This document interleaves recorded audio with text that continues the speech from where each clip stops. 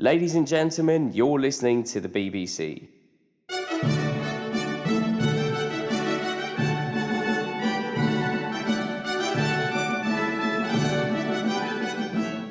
This BBC has nothing to do with Britain.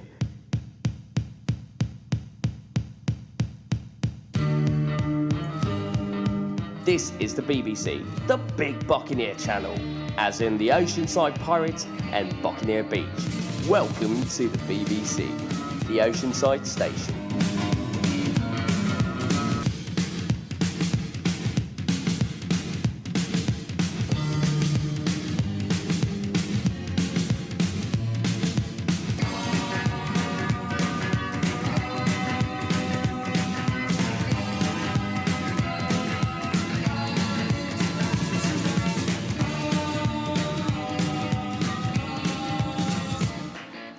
Coming to you from a car-sized drone hovering over Buccaneer Beach, this is the Oceanside Station, the Big Buccaneer Channel at www.osidebc.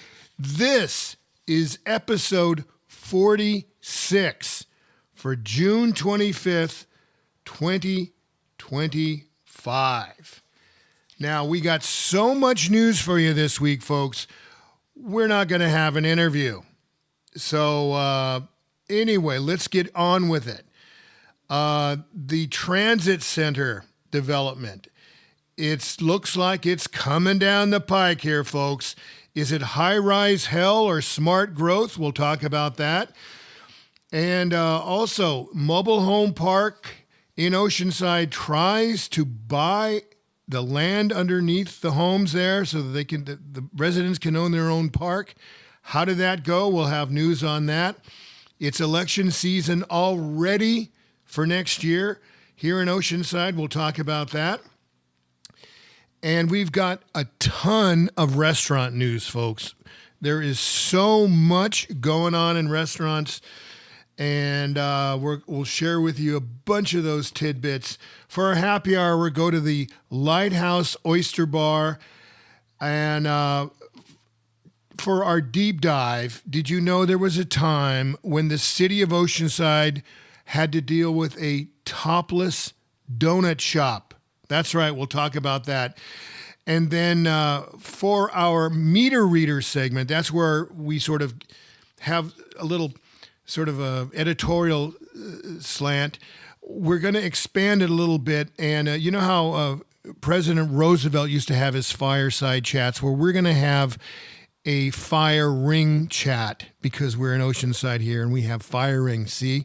So we're going to include that and incorporate that into our meter reader segment. Programming note. Next week, we're very proud to announce we've got a new sponsor. And we're going to be having a new segment, and it's another side of Oceanside with Janae. And in August, it's our 1-year anniversary, and boy, are we happy. Now, here's the news.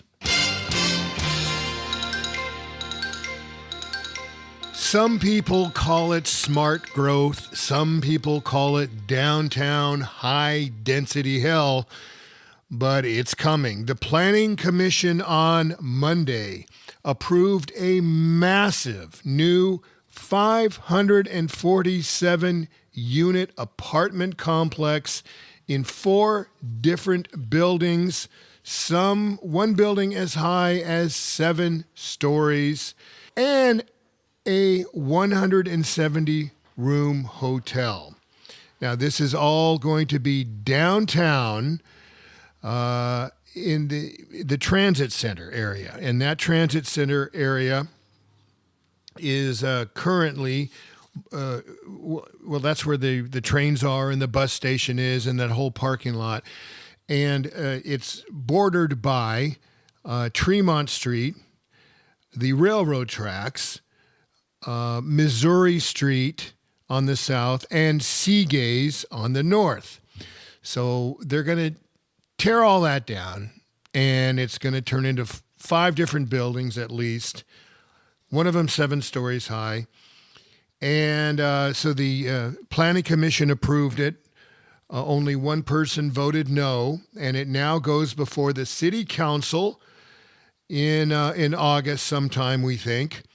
But it must also be approved by the Coastal Commission, and that could take up to a year.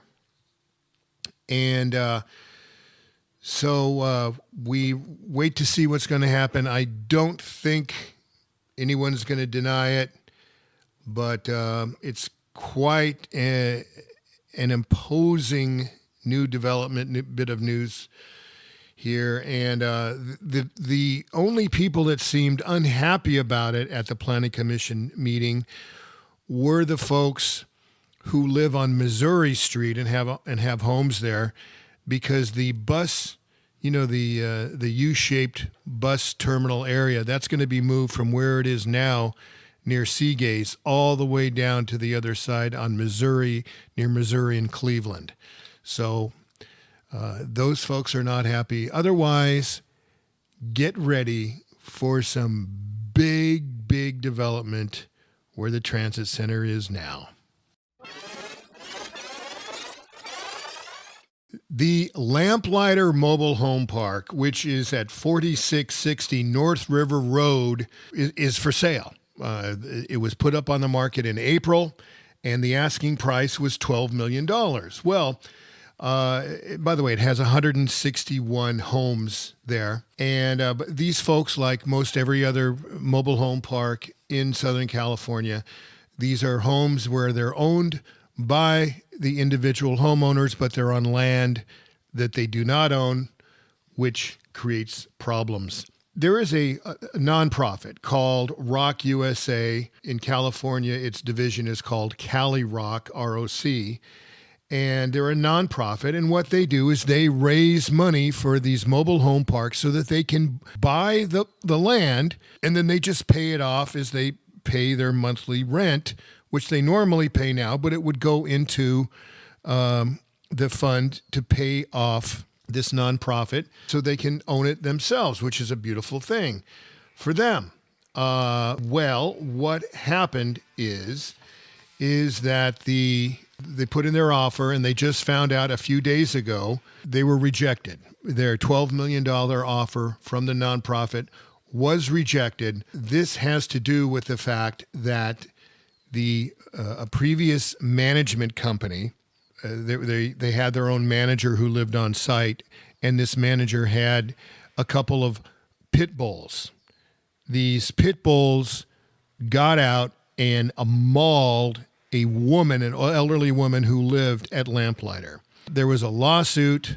They lost the lawsuit. There was a $1.8 million lien against the owners of the park, which had to be settled first. And so because that $1.8 million lien was there and it had to be taken care of immediately, that sort of nixed the sale because they wanted their money right now, and they didn't want to deal with how long it would take for the nonprofit for the whole process to go through.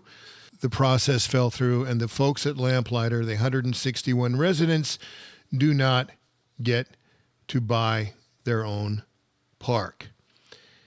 Lamplighter, by the way, is down across the street from a huge property that used to be used for agricultural purposes, and it was owned by the longtime Oceanside families, the Nagata family and the Nakano family. There were two separate properties.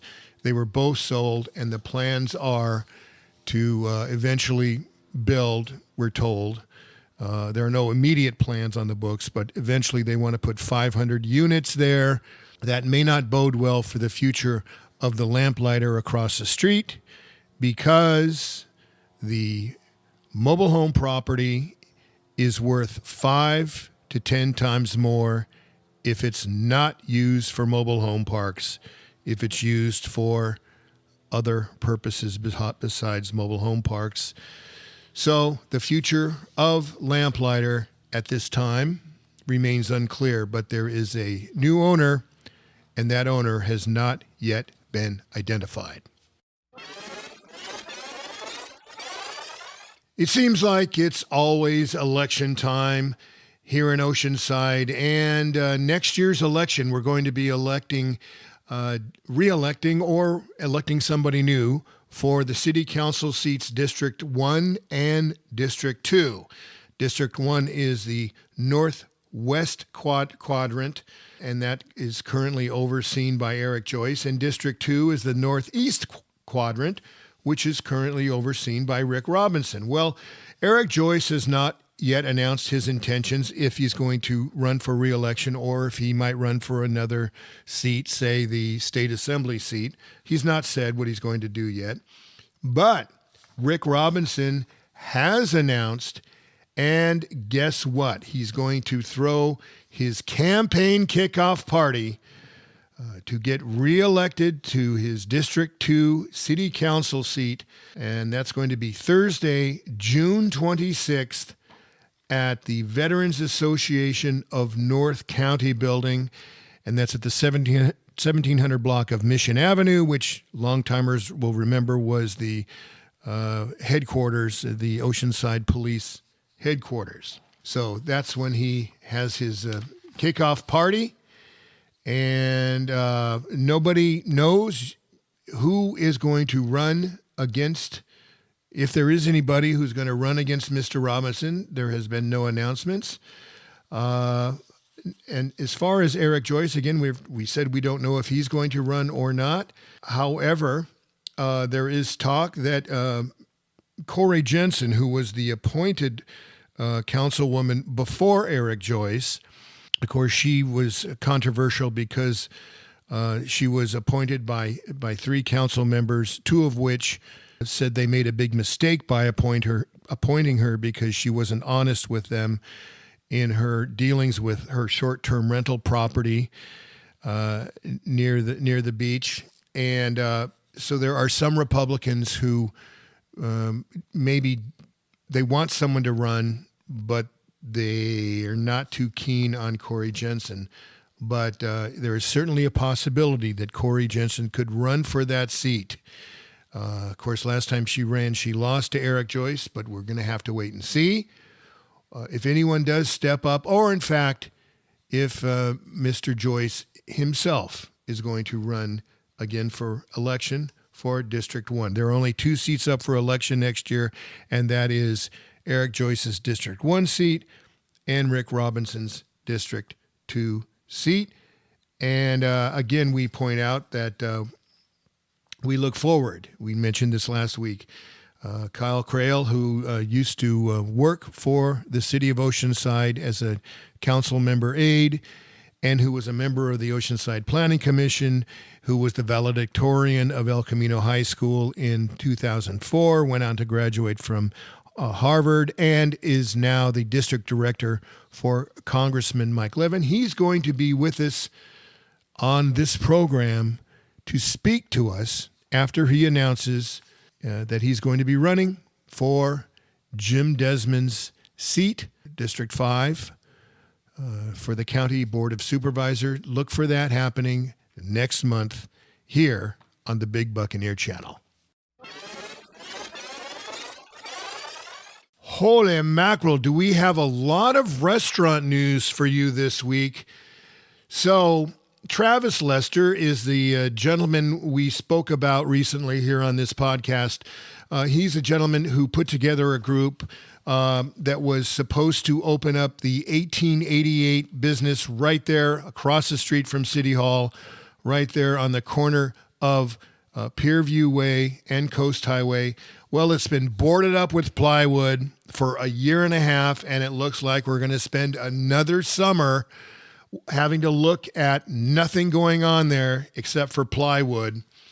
We reached out to Mr. Lester to find out, is the issue the fact that you need more people to invest or what? He did not get back to us. So all we know is that it's sitting there vacant with nothing going on. After a year and a half, we're going to have another summer with plywood there. Well, Mr. Lester is also involved with the Heritage Barbecue. there on the corner of Vista Way and Coast Highway. He put together another group to buy the Heritage Barbecue there in early 2024. Now, we should point out that the Heritage Barbecue, there's a very successful Heritage Barbecue in San Juan Capistrano. They're just killing it. They get all these best restaurant, best barbecue accolades, and they're kicking ass. Their business is doing really good. So the chef, who we're told lives here in Fire Mountain, South Oceanside, opened Heritage Barbecue, and he ran it throughout 2023. Well, he sold it to the group led by Travis Lester, and Travis Lester and his group took it over in 2024. Well, come to find out, Mr. Lester promised to change the name. You can't use the name. You're not using. I'm not there anymore, said the chef, Dan Castillo. And he says, I'm not there anymore. You can't use my name anymore. You can do the barbecue thing, but you can't say your Heritage Barbecue, which seems completely reasonable. And that's the way it's done in business. Well, here it is. It's been a year and a half. And Mr. Castillo, the chef, who is still involved with the Heritage Barbecue in San Juan Capistrano, is none too happy. And he spoke out to this blog that concerns itself with restaurants in San Diego County, and he told them that he's not having it. He is done with his name still being used by this restaurant there on the corner of Vista Way and Coast Highway. He wants Travis Lester to change the name like he promised he was going to do a year and a half ago. So we reached out to Mr. Lester a couple weeks ago to see if he had anything to say about his building on Pierview Way and Coast Highway. He didn't get back to us. And all Mr. Lester would tell this website, he would only tell them, well, all I can tell you is we've got some big exciting news about the Heritage Barbecue place in 2 weeks. So, Mr. Lester, we look forward to hearing from you what's going to happen with your Heritage Barbecue place and what's going to happen with your other location in downtown Oceanside that has been nothing but plywood ghetto for the last year and a half at that very, very conspicuous corner there on the corner of Pierview Way and Coast Highway. So we look forward to hearing from you on that. And then also some other restaurant news. The Crispy Burger, of course, is opened on Coast Highway, and it's been open for about a month now, and they seem to be doing fine. And but we do have news about another burger joint, and that burger joint has been around for many years. It's Ty's Burgers there on Mission Avenue, not far from Coast Highway. We're hearing that Ty's Burgers will not be open after August. So we're not clear what might be going in there, but the Ty's Burgers will be going away. Big news. This is adjacent Oceanside restaurant news. We all are familiar with the Soup Plantation all-you-can-eat buffet. It was a very healthy place to pig out.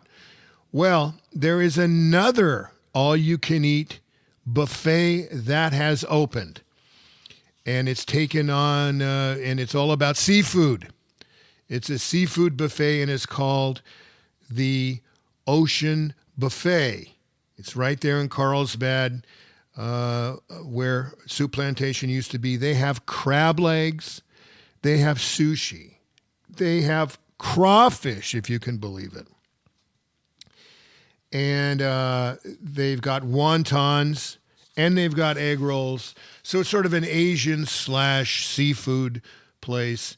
And their dessert includes tiramisu, those almond cookies things, and lemon cake. So they're now open and running. And the lunch, they're open from 11 to 3:30. Their lunch is $20. And their dinner, which happens after lunch, I guess they're open until 9:30, is $31. So if you're on a budget, that may not be the place for you. But you know what? For all that food, that doesn't seem to be that bad. So Ocean Buffet is now open where Soup Plantation used to be. This just in. The Amalfi Italian Eatery, downtown Oceanside, has closed its doors. And, of course, many people will know it took over the place that was formerly Orphelia Winery. And Amalfi has closed its doors after about a year in operation. That's the restaurant news from the Big Buccaneer Channel, the Oceanside station.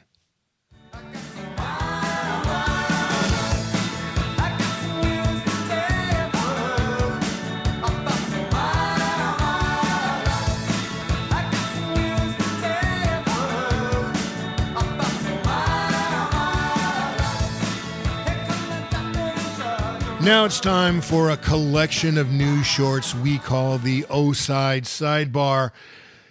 The Coastal Rail Trail. This is kind of exciting. This is for bikes and for pedestrians, and it's going to connect Oceanside Boulevard to Moore Street. It's going to run along the train tracks, hence the name Rail Trail. Get it? And it's going to it's going to include a bridge, I should say, over the creek there at Buccaneer Park. So that's kind of cool. It's going to be a lot of fun, I think, for people to bike or to walk over that bridge over Buccaneer Park. That's just very cool. If you're interested in participating about its conception and its building, there will be a meeting at the City Council chambers for this Coastal Rail Trail over the creek at Buccaneer Park, connecting Oceanside Boulevard and Moore Street. The meeting will be at City Council chambers July 29th at 5:30 p.m. Also, there's something called a pump track. Now, this is not to be confused with a pump station. Now, a pump station, or I guess you could say a Trump station, that involves sewage. This isn't about sewage. This is a pump track. And a pump track is a cement structure, and it's sort of a loop thing, and it's for skaters and people on bikes, and it's a sort of a recreation loop, if you will. And it's going to be installed at the El Corazon Park. And if you'd like to give your 2 cents and your input about this pump station, you can meet at the El Corazon Senior Center, and that meeting is going to be June 30th from 6 to 8 p.m. at the El Corazon Senior Center. And also, how about this? This is kind of cool. This is called Mission 55, and in honor of Junior Seau, of course, the late, great Oceanside athlete, Junior Seau. And this is set up for like 350 kids to play flag football, and it's free. And I think of course the flag, whatever they use to, in place of a piece of cloth, I guess their belts or what have you, they're going to be provided. But it's going to be at Oceanside High School. It's free. It's July 5th. From 9 to noon, but you do have to register in advance for this flag football for kids, And they expect up to 350 kids and it's called Mission 55. Very cool, very cool. Now, the parade is this Saturday. The Independence Day Parade is this Saturday, June 28th. And it's going to be from 10 a.m. to noon, and it runs from Wisconsin all the way down to City Hall. And you can sit anywhere along that route. The highlights include 5 marching bands. God bless all these people who go to all the trouble to do the marching band thing. And another highlight is the Moose Lodge float, which I'm very much looking forward to. The biggest disappointment, I must say, to me, is that after many, many years, this is going to be the first year we don't get to see our former Oceanside treasurer, Victor Roy, dressed up like a cowboy, sitting in a convertible car. That's the only downside about this year's parade. Happy trails to you until we meet again. Happy trails to you. Keep smiling until then. Who cares about the clouds if we're together? Just sing a song and bring the sunny weather. Happy trails to you till we meet again. Some trails are happy ones, Others are blue. It's the way you ride the trail that Voted the best Indian restaurant by San Diego Magazine this year, Curry and More on Mission Avenue in downtown Oceanside is proof that A-list restaurants are right here in town.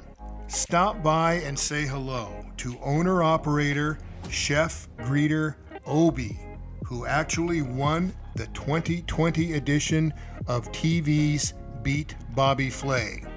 Curry and More makes everything from scratch, including such wonderful favorites as coconut chicken, lamb korma, chicken masala, and mango lassi.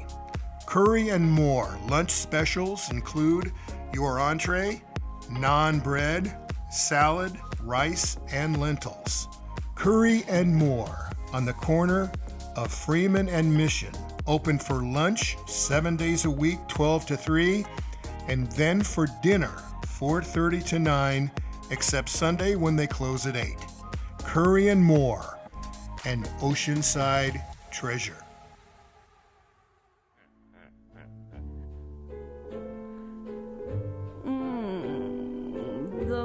delicious.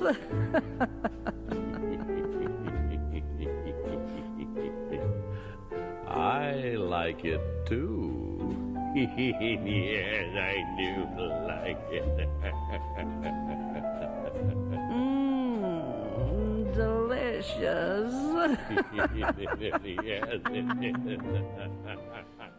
It's time for happy hour. That time on the Big Buccaneer channel when we highlight an Oceanside eatery or night spot that features food or drink specials during happy hour or any time they choose. This week, we go back to the harbor, and it's the Lighthouse Oyster Bar. Now, if you don't like oysters, do not let that scare you off. This is a very cool place. Their happy hour is from 3 to 6 p.m., 7 days a week. And for their happy hour, their draft beers are $6.95. Their wine glasses are $7.95. And then they have $2 off regular serving. So in other words, they don't have special happy hour size servings. It's just their regular menu items, but they knock like a couple bucks off of each item.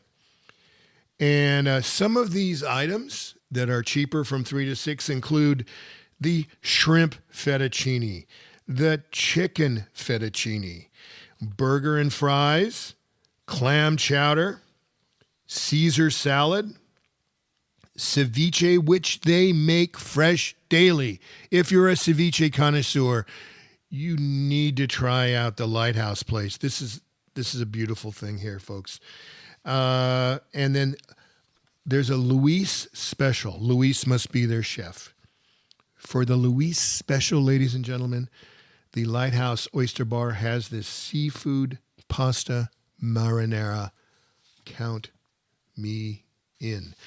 They also have chicken nachos, New York steak, and sauteed mushrooms.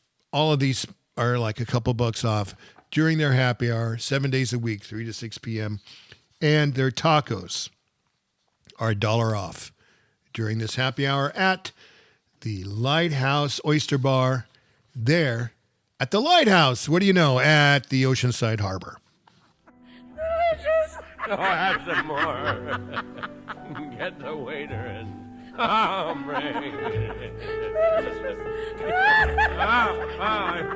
put on the paper hat. Get out the lamp. I even like the cork. And now it's time for a segment of the Big Buccaneer Channel where we drill, baby, drill. We'll take a deep dive into Oceanside's deep, rich past. Welcome to the Big Buccaneer Channel's Deep Roots, Deep Dive.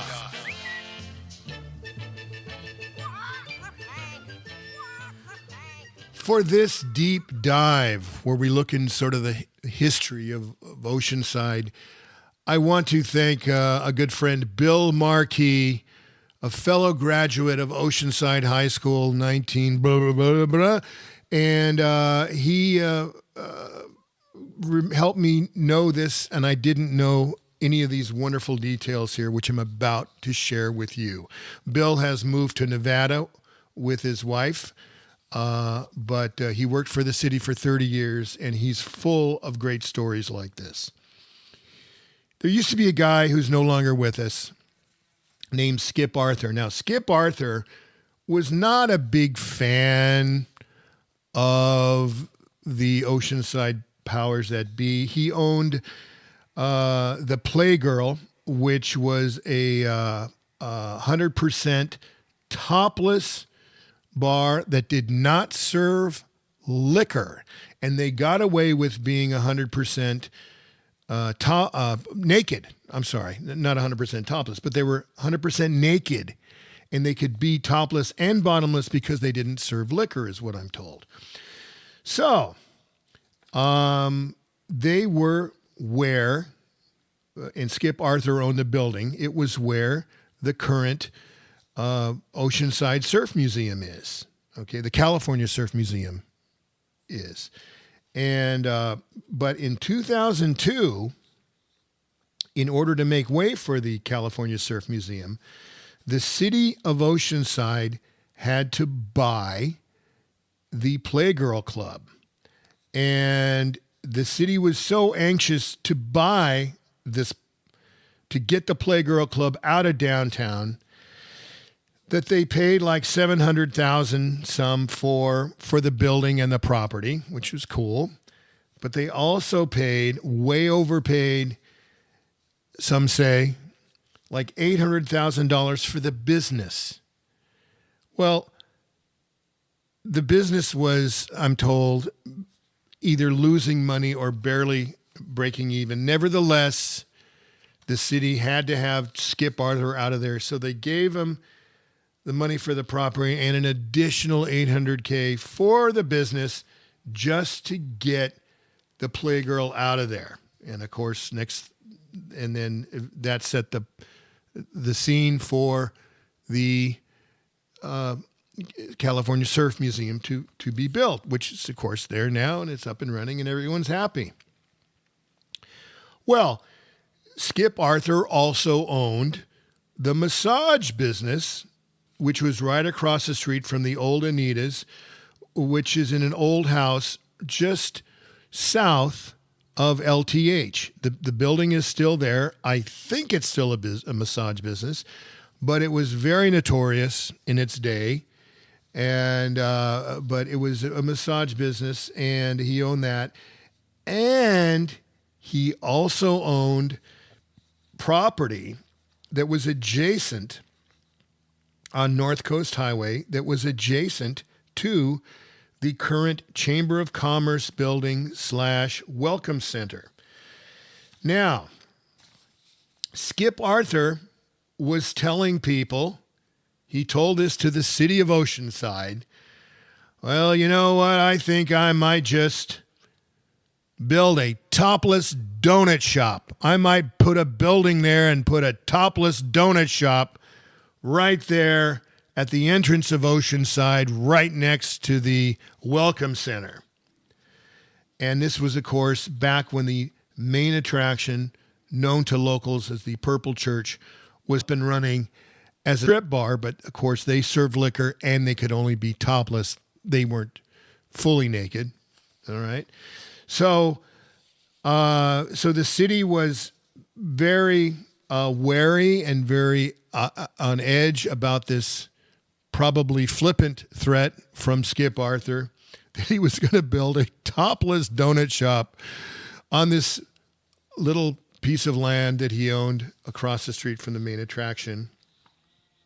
And so by the time the city, there was still a redevelopment, and this is only a few years after the city bought the Playgirl property.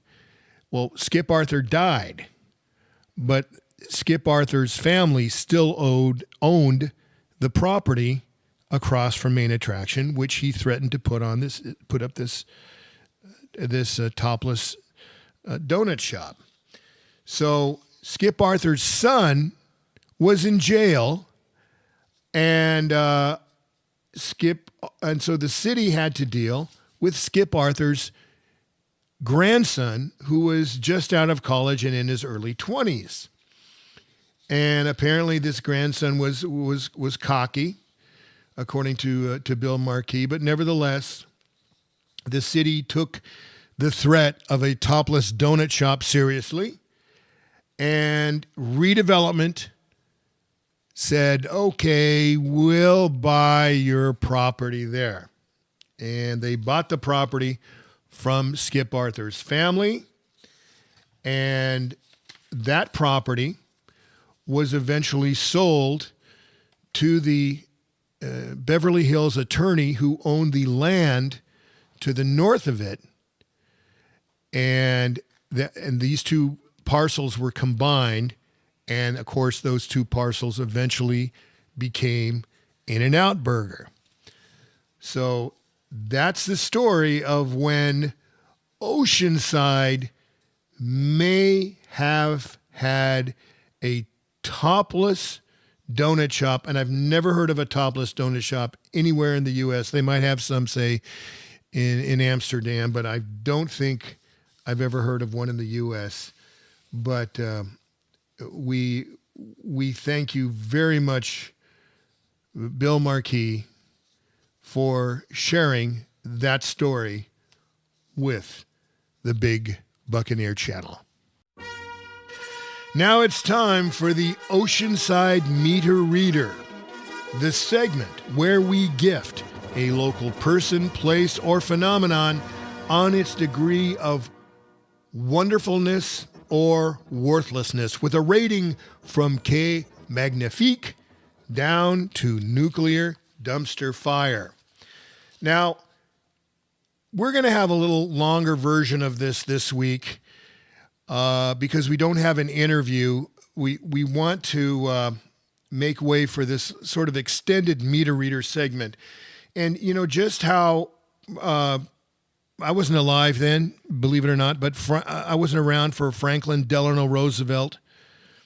But he used to give these fireside chats. Well, because we're in Oceanside, we're going to have a fire ring chat, and we're going to combine that fire ring chat with this meter reader segment. So this is our little editorial corner that we're going to make a little bit longer because we're going to include a little bit of storytelling here, a little bit of depth.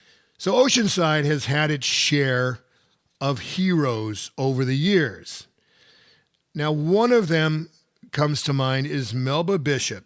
She had a park named after her. There's Melba Bishop Park, and it was named after her while she was still alive, which is pretty interesting. Same as along with former policeman and Oceanside Mayor Jim Wood, who we love dearly, and he's still with us, but he's no longer. Of course, he's retired from the council many years ago. But Melba was on the council from 80 to 84, and then again from 82 to 92.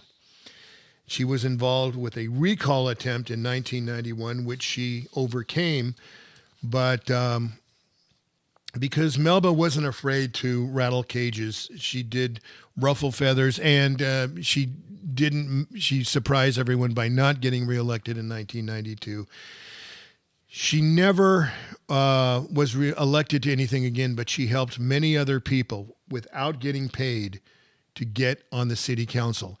And what she stood for, Oceanside was run by the Good Old Boy Network forever and ever. Until Melba came along, I guess you could say that to a lesser extent about Lucy Chavez, who was elected in 1976. She was an of the people kind of a person. But Melba really, she was married to a Marine. She had 4 kids, and she was this really well-organized political person who sort of created a political machine. And she helped herself, who wasn't part of, a big money thing, wasn't part of the Good Old Boy Network. And she basically said it's okay to be just a common person to get elected and not be beholden to developers, which it seemed like everybody else was beholden to developers. Not Melba Bishop. She broke the mold. She showed that it could be done in Oceanside. You could become elected just by walking door to door and having a strength of message. And she did that and allowed many other people to get elected after her. I'm not going to go into the list right here, but trust me, Melba was huge in that area in that she showed the way that the average person with a message could get elected to city council. So one of the people that she helped get elected was Sherry Mackin, who was a teacher and who came along in the early 2000s and who was with her and Carolyn Kramer. To me, they were like the Thelma and Louise of Oceanside politics. They were true blue. They were so pure in what they stood for. They stood up to Doug Manchester, who wanted to take various public-owned parkland, like the property around the pier and other public parkland, and incorporate it into his beachfront hotel. Now, there were a lot of yahoos on the city council at that time, and they all bought into Doug Manchester's crap. But Sherry and Carolyn stood up to Doug Manchester, and like I say, they were like Thelma and Louise, and they beat down Doug Manchester, and it was huge. So Melba helped show Sherry the ropes politically, and Sherry ran for city council, I think at Melba's urging in 2004, and almost got elected to city council, just a little bit behind Jack Feller. So, and of course, Jack Feller and Esther Sanchez were elected. and Sherry came in third, just behind Jack Feller. But nevertheless, Sherry then ran again in 2005 for an open seat, and she ran and she served for a year and a half on the city council. She was deputy mayor, and she was not reelected, barely not reelected in 2006. But she's always been involved in city politics. And besides the Manchester Hotel fiasco, which she stood up to and defeated, most recently, Ms. Mackin stood up to the and made the city, I guess, the huge Marina Hotel, Marina Towers. It's not a hotel, but Marina Towers there as you drop down into the harbor. There's those huge towers that are, people who own condos there, live there. And there's parking there that's designated public parking. She made the city enforce the public parking component of it and make sure there was signage. And so she's still involved, still active. And she spends a lot of her time on Facebook. And so all this is great. And so for all this, we thank Sherry Mackin for all her wonderful years of service. A few weeks ago, Sherry Mackin had this idea. She wanted to buy a dozen donuts for the lifeguards. Well, cool. I think that's great. God knows these lifeguards we're talking the beach lifeguards here, they're underpaid, and they really work hard, and it's dangerous work. And let's face it, they're underpaid. I mean, minimum wage is $17. They're only getting a couple dollars more to risk their lives, and it's really tough. And so she wanted to buy him a dozen donuts. Great, wonderful. So she goes into Parlor Donuts. Now, Parlor Donuts is on the 300 block of North Cleveland, not too far from the pier. And she wanted to, she walks in and she goes, I'd like to buy a dozen donuts for the lifeguards. Okay. Yes, we'll be glad to do that for you. So they box them up, and they say it's $38. Now, these donuts are gourmet donuts. They're in 2025, I hate to break the news to you, but there are certain stores that specialize in gourmet donuts. You have your regular donut shops, and you have your gourmet donut shops. And Janae brought us, audio engineer Vaughn and myself, a couple of these donuts last week. Very sweet of her. And they had like filled with custard, or all this really decadent, cool stuff. But they're $3 plus each of them, and they're expensive, and that's just the way it is. That's the way the donut crumbles. If you're going to have a gourmet donut, they're going to be $3 and over. So it was $38, and she made a big stink right there at Parlor Donuts in Oceanside. And she says, how dare you, to the effect, paraphrasing here, I wanted to buy these. These are for the lifeguards, and you're charging me $38. She charges out. She goes to a regular donut place, spends like $18, and takes the donuts to the lifeguards. Okay, fine. So then what does she do?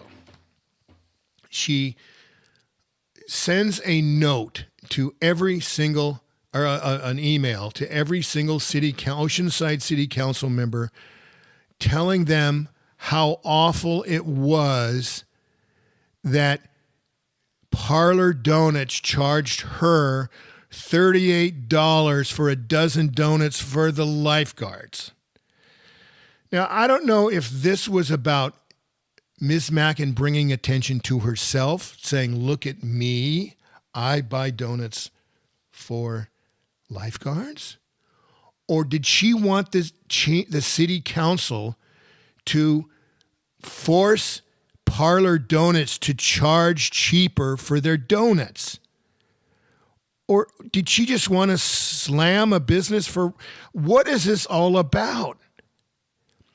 So then she files a public records request. And in the public records request, she wants to get details on Parlor Donuts' business license in the city of Oceanside, because she was charged $38 for a dozen donuts. Ladies and gentlemen, I have filed public records requests myself, and I have sent letters on occasion to the city council. And I don't do it all the time, but occasionally I do. But in this case, I think we might say that Ms. Mackin is abusing the process. I encourage people. The public records request is a beautiful thing. You can find out stuff, and it's not just for the press or for media. Anybody can file this request, but it takes city staff time. So please do it, but don't do it for trivial, frivolous issues, which in my mind is exactly what Ms. Mackin has done. That gets Ms. Sherry Mackin the second worst possible Oceanside meter reader ranking. It's a public disgrace. It's a turd in the punch bowl. It's a not so good thing. Oh no.